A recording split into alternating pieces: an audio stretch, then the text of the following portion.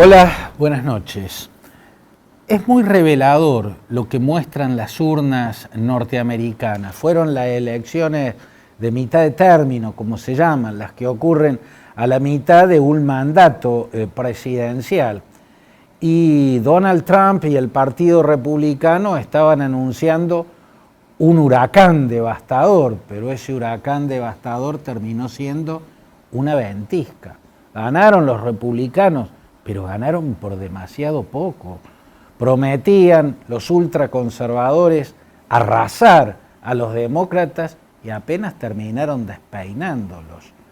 Y es muy revelador tratar de entender qué fue lo que ocurrió en las urnas, porque todo estaba dado para que los demócratas perdieran por goleada, y apenas perdieron por penales y por muy poco, ¿no? Esto hay que dejarlo en claro. Todo estaba dado para un triunfo arrasador de los republicanos, y ese triunfo no ocurrió. ¿Por qué digo que todo estaba dado? Porque el gobierno de Joe Biden tiene una medianía casi insoportable, es un gobierno gris. El liderazgo de Joe Biden es un liderazgo escuálido, un liderazgo tambaleante, un gobierno que empezó muy mal, empezó con esa postal bochornosa de la retirada norteamericana de Afganistán. Después compensó un poquito aquel bochorno con la muerte o el asesinato de Ayman al-Zawahiri en Kabul. Un dron norteamericano cazó, para decirlo de algún modo, nada menos que al líder de Al-Qaeda y a quien, como número 2 de Osama Bin Laden, fue quien planificó el atentado genocida que ocurrió el 11S del 2001. Pero apenas compensó. La imagen que quedó en la retina del mundo es la de los aviones despegando con enjambres de personas tratando de colarse por las alas o por los trenes de aterrizaje. A eso se sumó un proceso inflacionario que aún no ha podido controlar o que Joe Biden no ha tenido la capacidad de controlar. El proceso inflacionario trajo debilidad económica y la consecuencia fue, entre otras, el aumento del delito. A eso se suma un hecho biológico, un límite biológico. Todos los presidentes en Estados Unidos buscan la reelección y normalmente la ganan. Quienes la pierden son casos excepcionales. Jimmy Carter, Bush padre, George Herbert Walker Bush, Donald Trump, ¿no? Pero la mayoría no solo busca la reelección, sino que además la consigue. Y hay una razón biológica por la que Joe Biden tal vez no pueda ni siquiera presentarse como candidato a la reelección. Esa razón biológica es la edad. 80 años, que es lo que va a tener en el 2024, cuando venga la próxima elección presidencial, en sí mismo no tiene por qué ser una limitante. Con 80 años hay muchos presidentes por el mundo hoy en día. El problema es que a Biden se le ven en su cuerpo muchas fatigas, muchas fragilidades en su cuerpo y tal vez en su mente. A eso se suma que no emergió una figura fuerte. Se suponía que Kamala Harris se iba a empoderar y se iba a energizar desde la vicepresidencia, pero a todas luces eso no ha ocurrido.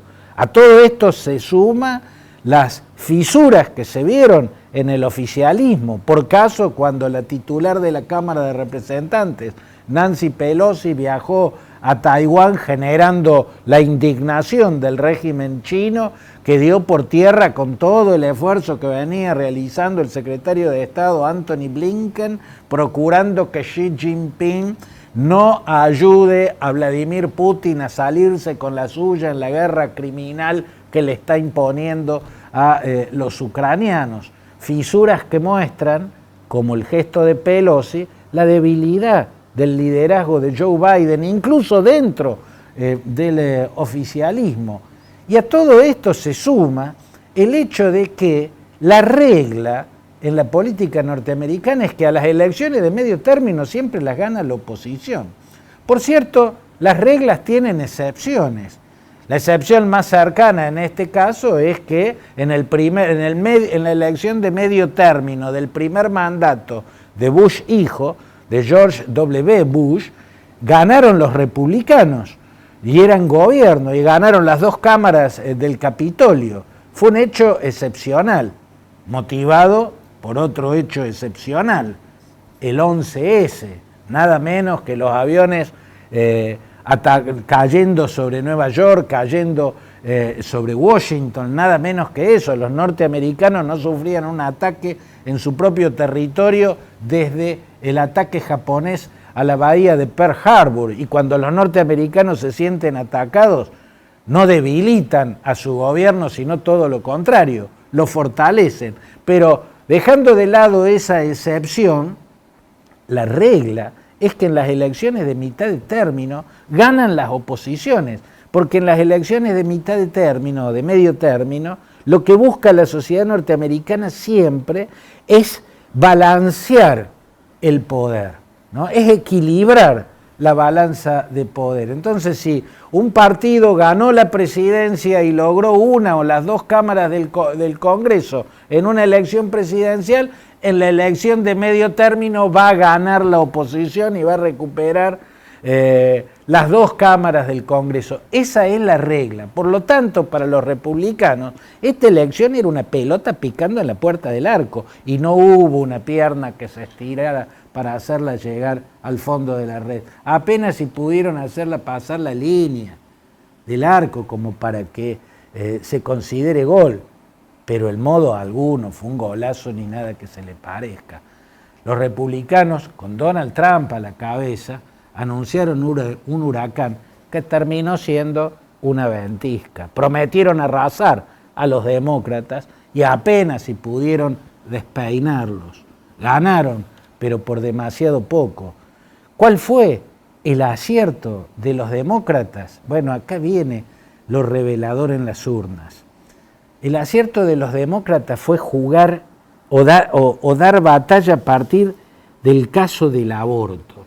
En Estados Unidos, desde 1973, en virtud del fallo del caso Roe versus Wade, el aborto era legal y tenía garantía constitucional. Pues bien, una Corte Suprema que Donald Trump desbalanceó, la Corte Suprema en los Estados Unidos siempre está equilibrada entre el espíritu liberal progresista que habita la sociedad y el espíritu conservador que también habita la sociedad. Siempre en la Corte Suprema de los Estados Unidos hay un equilibrio entre conservadores y liberals. En este caso, Donald Trump la desequilibró, aprovechó las vacantes que se produjeron y las ocupó con ultraconservadores. Esa Corte Suprema desbalanceada abolió la garantía constitucional al derecho de las mujeres a decidir sobre su propio cuerpo. Y la verdad es que el comité de campaña demócrata supo señalar que ese era un punto central del debate. Y de ese modo logró que se pusiera en pie y diera batalla el espíritu liberal progresista. Estados Unidos tiene en su sociedad dos espíritus contrapuestos: el espíritu liberal y el conservative, ¿no? El liberal es progresista, cosmopolita, desprejuiciado, secular, centrista. El conservador es prejuicioso, religioso, ingerente. Estaba avanzando a paso redoblado, como en gran parte del mundo, el espíritu conservador. Y no desde posiciones moderadas, no desde el centrismo. Se había vuelto ultraconservador. La deriva ultraconservadora lleva mucho tiempo en los Estados Unidos. Siempre hubo personajes ultraconservadores, Joseph McCarthy, el macartismo, Barry Goldwater en la década del 60, pero luego empezó un goteo en los 90 que se transformó en torrente. Personajes como Newt Gingrich, presidente de la Cámara de Representantes, que atormentó a Bill Clinton durante sus gobiernos con el contrato con América, una proclama ultraconservadora, Newt Gingrich, el Tea Party, Sarah Palin y luego Donald Trump, ¿no? Es la deriva ultraconservadora.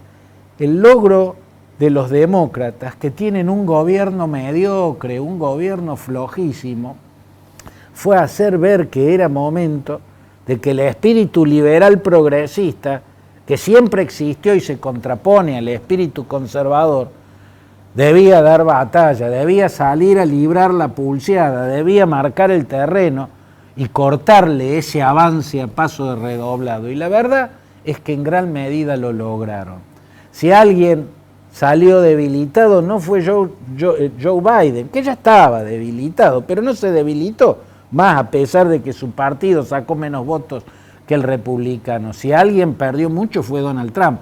Todos los candidatos que él puso directamente, que le respondían directamente a él, perdieron en las elecciones por las gobernaciones estaduales con los candidatos demócratas. Y además le apareció un contrincante dentro del espacio conservador. El personaje que va a crecer de acá al más en el Partido Republicano es Ron DeSantis, el gobernador de Florida, que tuvo un triunfo muy contundente. Ronald Dion DeSantis es el nombre que va a ir cobrando fuerza. En esta elección quedó parado en el centro, ¿no? Mostrando mucho músculo y mucha posibilidad de ganarle las primarias a Donald Trump. Va a anunciar seguramente que se candidatea. Ya anunció que anunciaría eso, no se puede dar atrás porque eso es darse por vencido antes de haber librado la batalla. Pero Ron DeSantis es el que mostró músculo y no precisamente Donald Trump. ¿Quiere decir esto que hay un giro hacia el centro, hacia la moderación en el Partido Republicano? No, para nada. Ron DeSantis es más ultraconservador que Donald Trump. Pinturería Fantini, tienda de pinturas.